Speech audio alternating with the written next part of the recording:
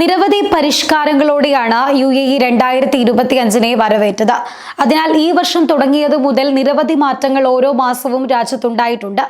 April മാസം തുടങ്ങാനിരിക്കെ UAEയിൽ വരുന്ന പ്രധാന മാറ്റങ്ങൾ എന്തെല്ലാമാണ് എന്നതാണ് ഈ വീഡിയോയിൽ വ്യക്തമാക്കാൻ പോകുന്നത്. ഇതിൽ പ്രധാനമായും UAEയിലെ പേഴ്സണൽ സ്റ്റാറ്റസ് ലോയിലെ പുതിയ പരിഷ്കാരങ്ങളടക്കം ഉൾപ്പെടുന്നുണ്ട്. കുടുംബക്ഷേമത്തിനും കുട്ടികളുടെ സംരക്ഷണത്തിനും കൂടുതൽ നിയമങ്ങളിൽ കാതലായ മാറ്റങ്ങൾ ഏപ്രിൽ മുതൽ നിലവിൽ വരികയാണ്. ഏപ്രിൽ 15 മുതലാണ് രാജ്യത്തെ കോടതികൾ പുതിയ നിയമങ്ങൾ നടപ്പിലാക്കി തുടങ്ങുക.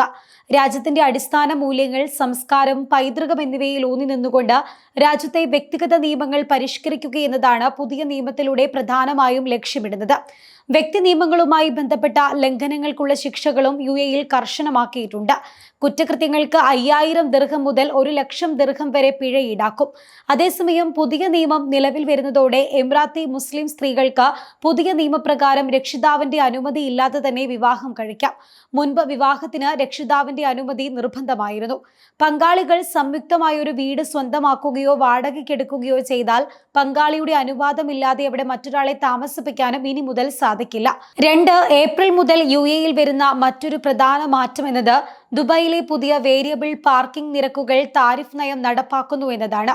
ഏപ്രിൽ 4 മുതൽ പാർക്കിംഗ് കമ്പനിയായ PJSC വേരിയബിൾ പാർക്കിംഗ് താരിഫ് നയം UAEയിൽ നടപ്പിലാക്കും. തിരക്കേറിയതും ഡിമാൻഡ് കൂടുതലുള്ളതുമായ സ്ഥലങ്ങളിൽ പാർക്കിംഗ് കൂടുതൽ കാര്യക്ഷമമാക്കാൻ ലക്ഷ്യമിട്ടാണ് പുതിയ പാർക്കിംഗ് നിരക്കുകൾ ഏർപ്പെടുത്തുന്നത്. തിരക്കുള്ള സമയങ്ങളിലും തിരക്കില്ലാത്ത സമയങ്ങളിലും വ്യത്യസ്തമായാണ് നിരക്കുകൾ ഈടാക്കുക. തിരക്കില്ലാത്ത സമയം രാവിലെ 10 മുതൽ വൈകുന്നേരം 4 മണി വരെയും രാത്രി 8 മണി മുതൽ രാത്രി 10 വരെയും നിലവിലെ നിരക്ക് തന്നെ തുടരും.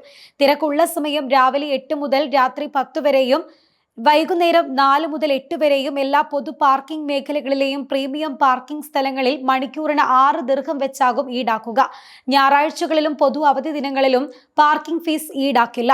ഡിസംബറിൽ തിരക്കുള്ള സമയങ്ങളിലും പ്രധാന പരിപാടികൾ നടക്കുന്ന സമയങ്ങളിലും ഗതാഗതം സുഗമമാക്കുന്നതിനും പാർക്കിംഗ് കൂടുതൽ കാര്യക്ഷമമാക്കുന്നതിനുമാണ് ഈ പരിഷ്കരിച്ച ഘടന ലക്ഷ്യമിടുന്നത് എന്ന് പാർക്കിംഗ് കമ്പനി അറിയിച്ചിട്ടുണ്ട്.